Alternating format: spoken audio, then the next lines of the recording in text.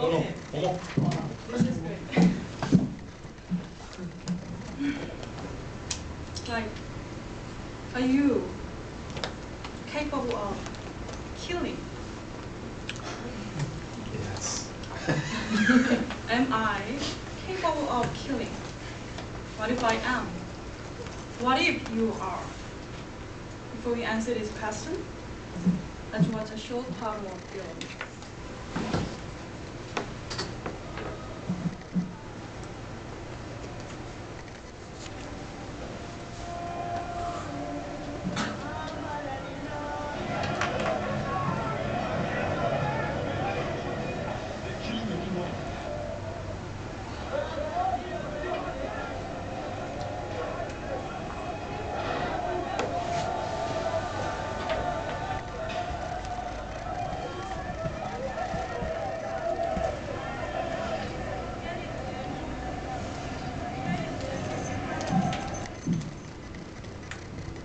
Okay, the people kill it, flourishing sports, and beating and killing everyone, even women and children.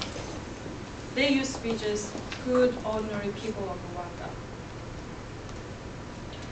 Can you even imagine yourself being so cruel and killing people just like them?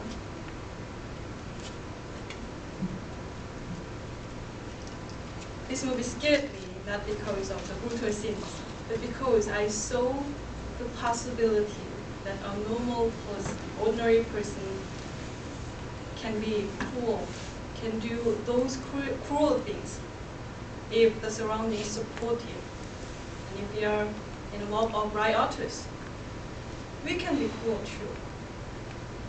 Like in some of my speeches, I talked about the importance of surroundings, or sometimes I talked about the inconvenience that we have because of the common sense that the majority is forcing us to have.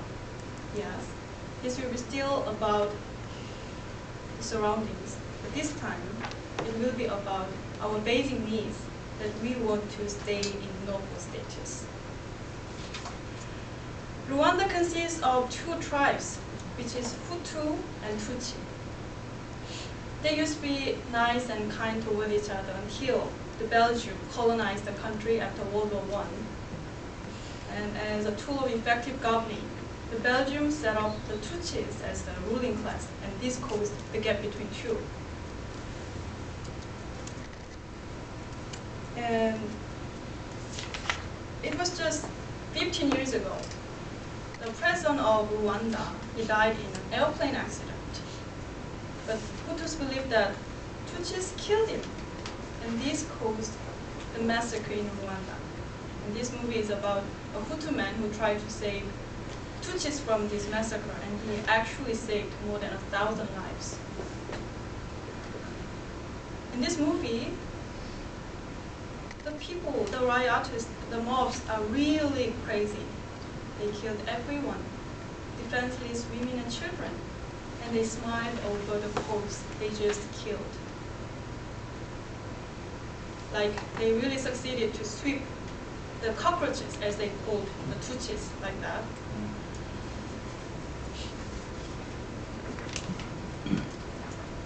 But, however, they used to be just good, ordinary people.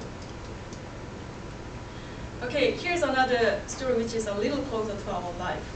Okay, this is from the book Psychology of Persuasion, so I'm sure many of you already heard about that.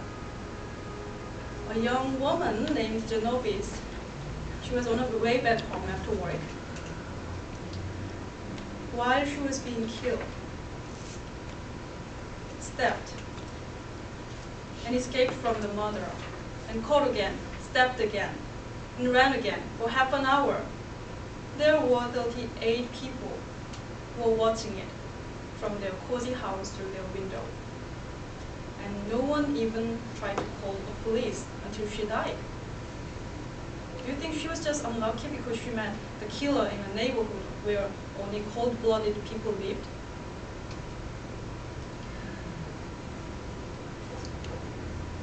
Okay, this story was quoted to explain the principle of social proof.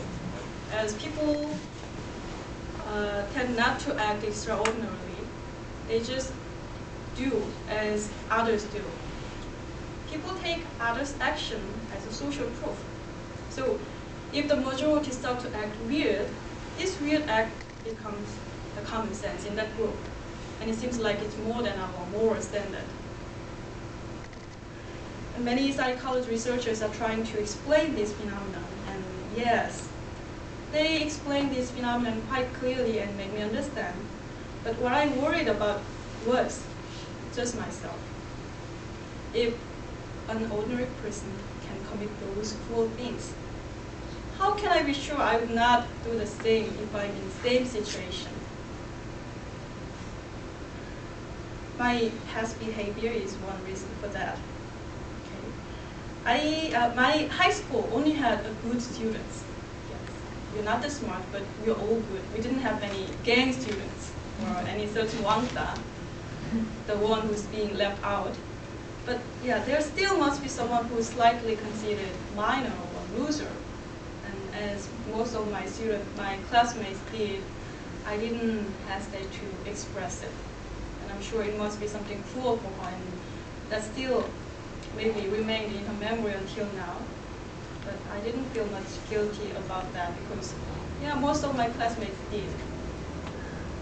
I believe I'm a right and nice person, and I did believe that my moral standard is good enough to become the international standard. But in this year, that my standard and belief has changed quite a lot. It was done because of some events happened to me recently. Like, I broke up with a man who was so close to me, and I started to work in a new workplace where most of the people's common sense is different from mine. Yet though, these events offered me a chance to grow up more, but they deprived me the tranquility that I used to have. While I had conflict with this colleague, and I have argument with that colleague, believing I was right. But as it keeps happening, I got to ask me a serious question. Am I really right? Maybe I'm the weird girl here, and they might be there right. Just like this, my standard and belief is being cracked. So, in this cracked standard and my belief, I'm in chaos. So, as of now, I can't even say that I have a set standard. While I was watching the movie Hotel Rwanda, I automatically put myself in it. And soon, automatically, one message, maybe granted from the one up there, popped up in my head. I should study. My present standard and belief is just light and shallow. It was made up by just small amount of reading with some advices from others, with petty experiences. Then it cannot be strong. No wonder why it easily can be changed. I need more solid standard. For that, I felt need to study. I need study to grow, like read, but think, experience, which will lead me to become the best kind of person that I am capable of becoming. It will, I'm sure it will support my standard stay strong regardless of the situation. But one ironic thing in here is my current situation is exactly the study on life. So I believe a little crack on my standard will make it even stronger. But let's keep thinking about this. How weak our standard is, and what if the mobs are trying to shake it? Is the first answer?